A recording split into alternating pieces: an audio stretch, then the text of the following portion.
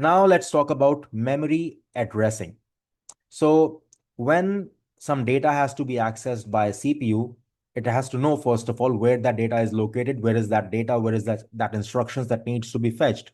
That is where memory addressing comes into picture. Okay, because like I had said, that memory is is random access memory. It can be randomly read from anywhere. So the CPU needs to know where that instruction set or where that data is. So CPU needs to figure out where the data is in order to work on it. Memory addressing modes are simply different ways in which the CPU finds that data. So what are the different memory addressing modes or schemes that can be used? Let's take a look. These are the different memory addressing modes. We can use register addressing, we can use immediate addressing, direct addressing, indirect addressing, and then there is something called base plus offset addressing. So first one is register addressing. In this case, the data that the CPU needs that is already in the CPU's registers, which we just discussed. Okay. So in that case, the CPU knows that, hey, I have some instruction, I have some data in register number 2, because I told you earlier that there can be 8 to 32 registers, right? So there can be an instruction which says that add the data in register 2 with the data in register number 10. So that is called register addressing, where the data is already in the registers. So it says here, data is already inside a CPU register. So an instruction could say that add value in register 2 to register 5. That is register addressing. Then we have immediate addressing. So immediate addressing is when the data is already in the instruction. It is not specifically in some part of the memory. It is there inside that instruction itself. So the CPU does not have to go anywhere to fetch that data. For example, the CPU could get an instruction which says that add 10 with 50. Okay, add 10 to 50. That 10 is a value that is there in the instruction itself. 50 is a value that is there in the instruction itself. The CPU does not have to go anywhere to fetch that instruction.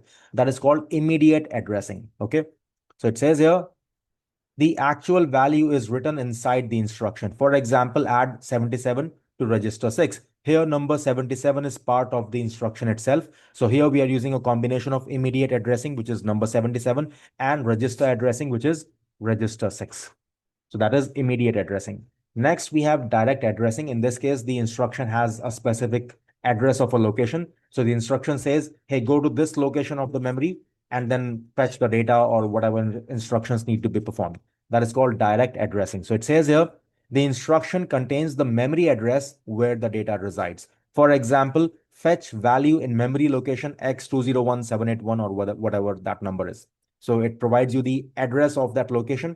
Go to that address and fetch that data. That is direct addressing. Next, we have indirect addressing. So let's go to the drawing board here. So let's say we have this RAM, okay? And in direct addressing, what we have is, for example, we have this we have this number, for example, okay, 100, okay?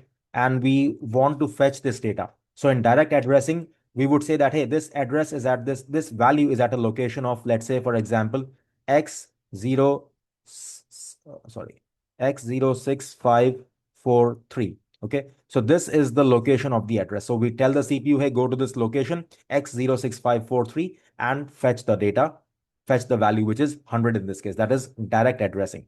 But sometimes what can happen is that we can point to an address and that address points to another address. So that would be called indirect addressing. So let's say talk about indirect addressing now.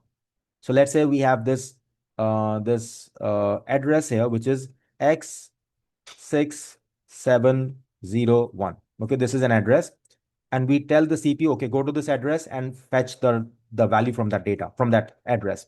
So this is an address, but within this address we have another address instead of the value, and it says that, okay, go to x6231 location. So it is pointing to another location, which is x6231, and that is where we have the data of 100. So this is known as indirect addressing, where we are pointing to a location x6701, and that is actually pointing to another location, and that is where the actual data resides. And this is also known as a pointer. Okay, so what is a pointer? A pointer is you're not referencing that exact value, rather you are pointing to another address. That is called a pointer. So that is indirect addressing. So let's take a look here. The instruction contains a memory address which contains another memory address of where the data resides. For example, pointers. That is indirect addressing.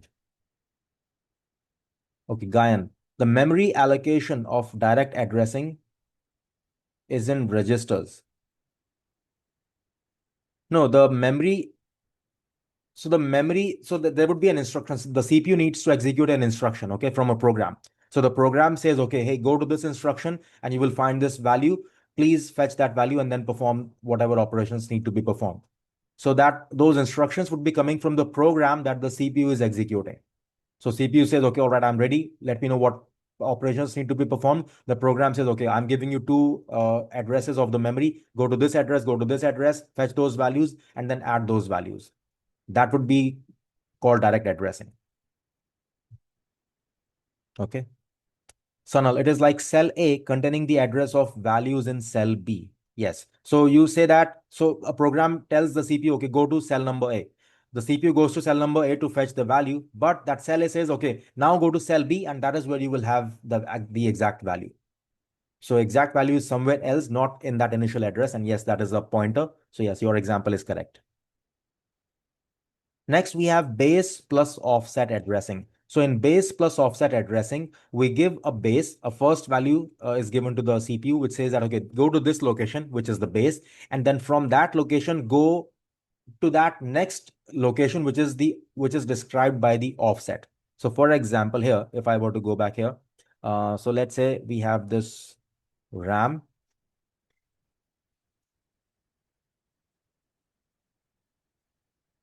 So with offset addressing, we say that, hey, go to this location first, which is, for example, this one, X70123. We say, okay, go to this location. And then from this, go 10 steps ahead of it. So which is 1, 2, 3, 4, 5, 6, 7, 8, 9, 10. Go to this location. So this is called offset, and this is called base. This is called offset plus, sorry, I said it the other way. This is the base and this is the offset. So let's take a look. That will help clear things up. So base indicates the start of the location, and offset is then added to this base value. So final address or the location is base address plus the offset value. So for example, base could be 200, which could be residing anywhere, which could be in CPU register or anywhere else. And then there is offset of 7. So final location will be go to 200 first and then add 7 to it. That will be your final location, 207. Okay, it is used in data structures, in arrays, and other such programming technologies. Yeah, that is what base plus offset addressing is. Okay, so these are the different ways of addressing the memory or referencing the values in the memory.